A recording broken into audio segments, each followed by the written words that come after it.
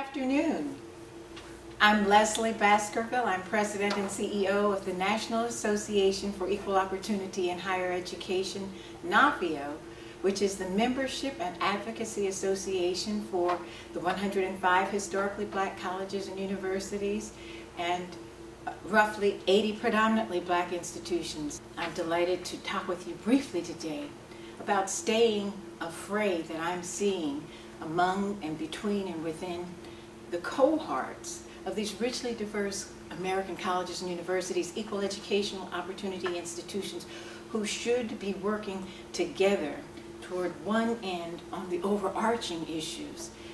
But I'm sensing a fraying, particularly during this time in which I say all the stars are aligned. The stars are aligned because we have an administration that understands the centrality of HBCUs, TCUs, and MSIs to American progress. We have a Congress that understands the centrality of these equal educational opportunities to American progress. In corporate, executive, and administrative suites on Wall Street, Main Street, and Black Lives Matter Plaza, we have an understanding of the centrality of these institutions toward American progress. And at this time, like no other, we cannot allow a splintering among the groups that we melded together over a 22-year period under an umbrella called the Alliance for Equity in Higher Education. We must stave off what I'm hoping will not become a celestial storm. We must prevent the unraveling of this delicately established and advanced strategic alliance and the partners that have brought all of the groups from a mighty long ways. We must prevent the unraveling of an inclusive and adaptive multicultural and multiracial leadership alliance of these equal educational opportunity institutions that pave the way for more of the core constituents of all of these associations to move from the margins to the mainstream and upstream. We must not let the ties that bind the alliance partners to tear under tensions that threaten to retard and unravel the good works that the alliance partners have painstakingly achieved for the past 22 years.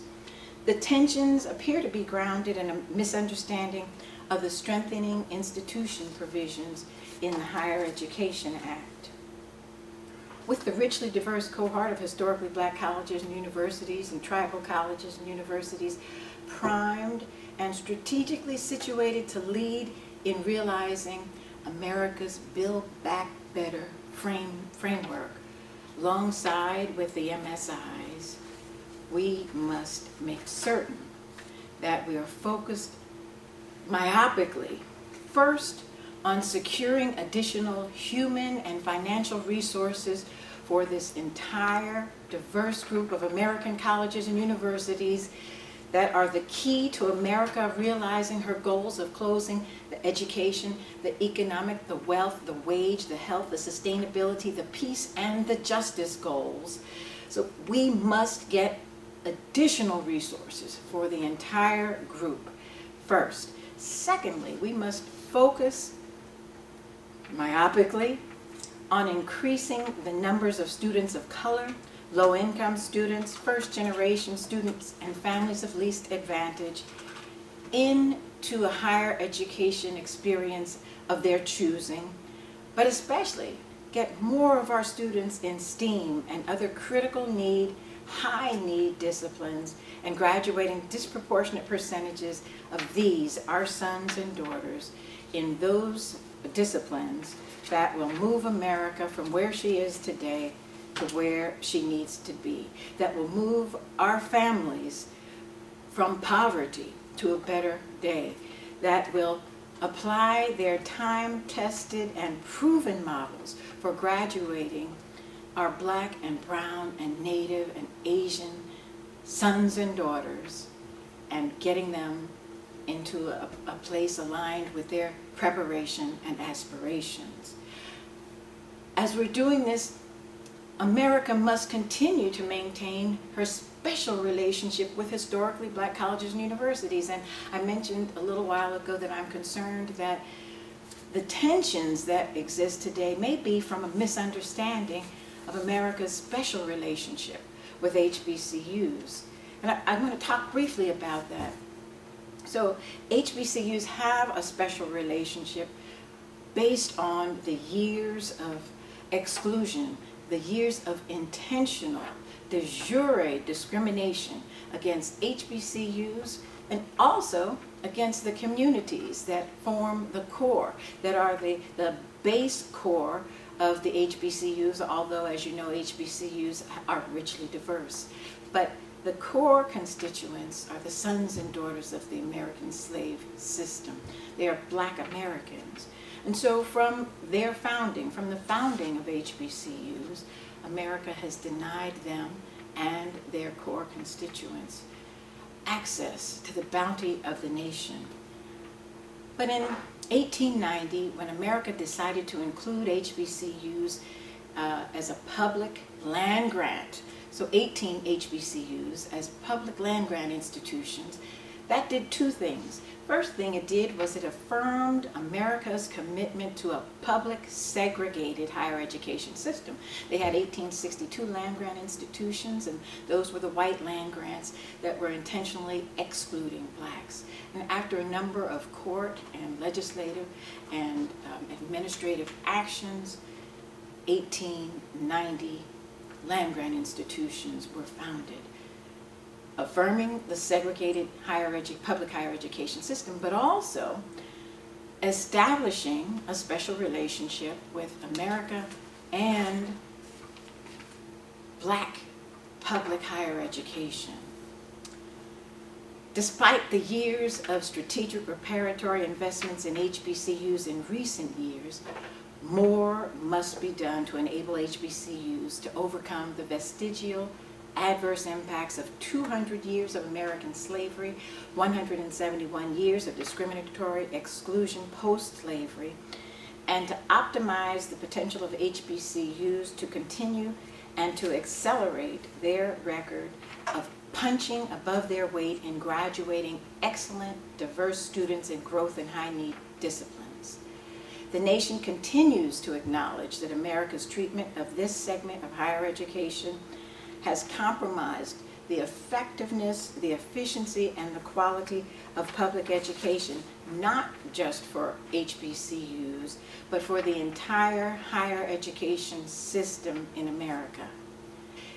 HBCUs and their core constituents wanted and still want to shore up that community, the HBCU community, its core stakeholders, African Americans, and those who have been intentionally denied access.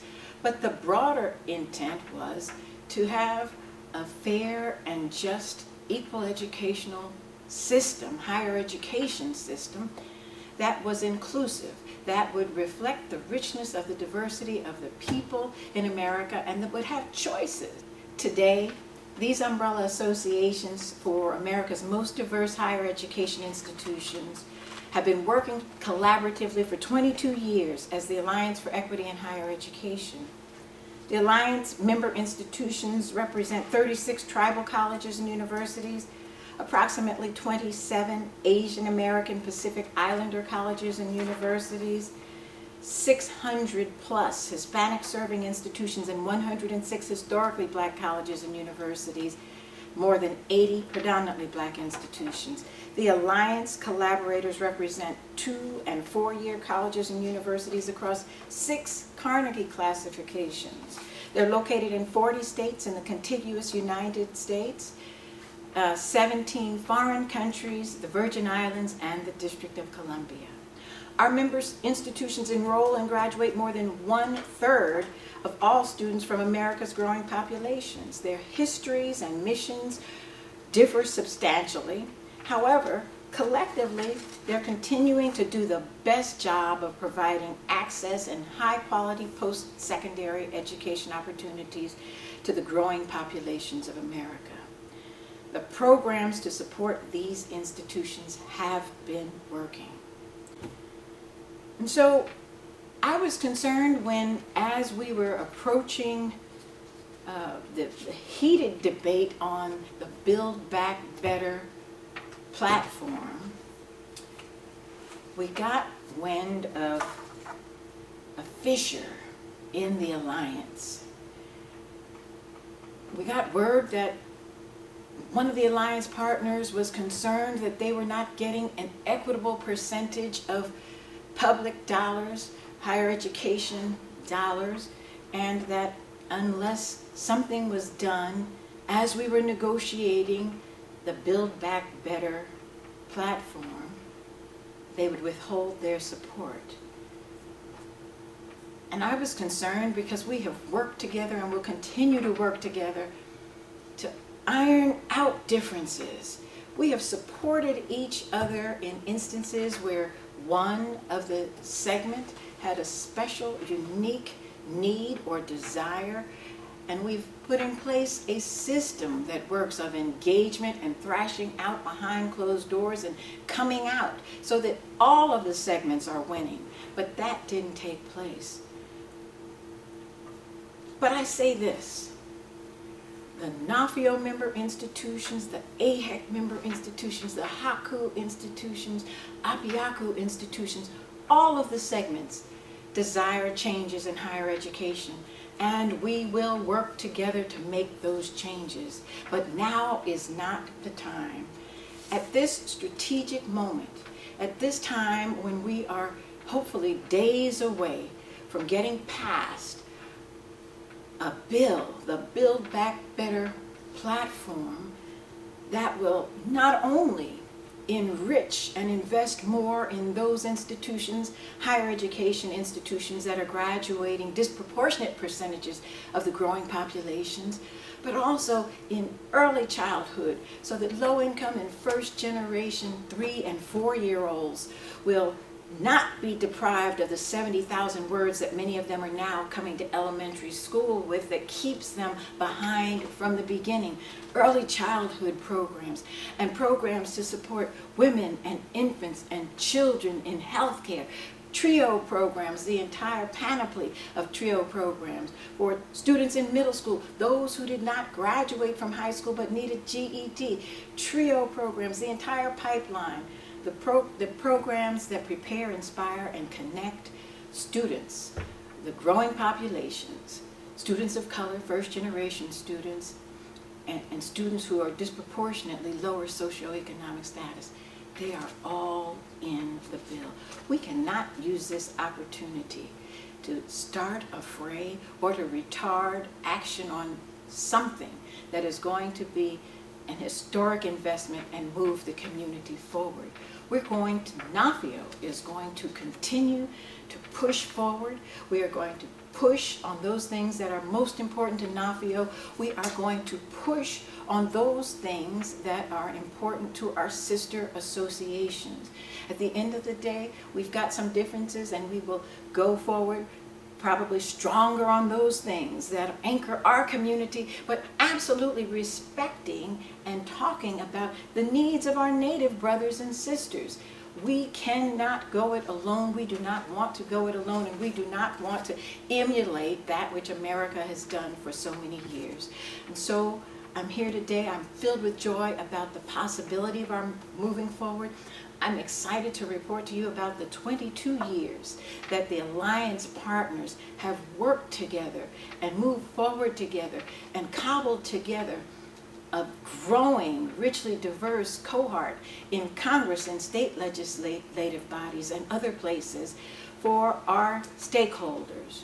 But what we cannot do right now, with the stars aligned for HBCUs and TCUs and HSIs and Asian Pacific Islanders and all of this richly diverse cohort, we cannot fray.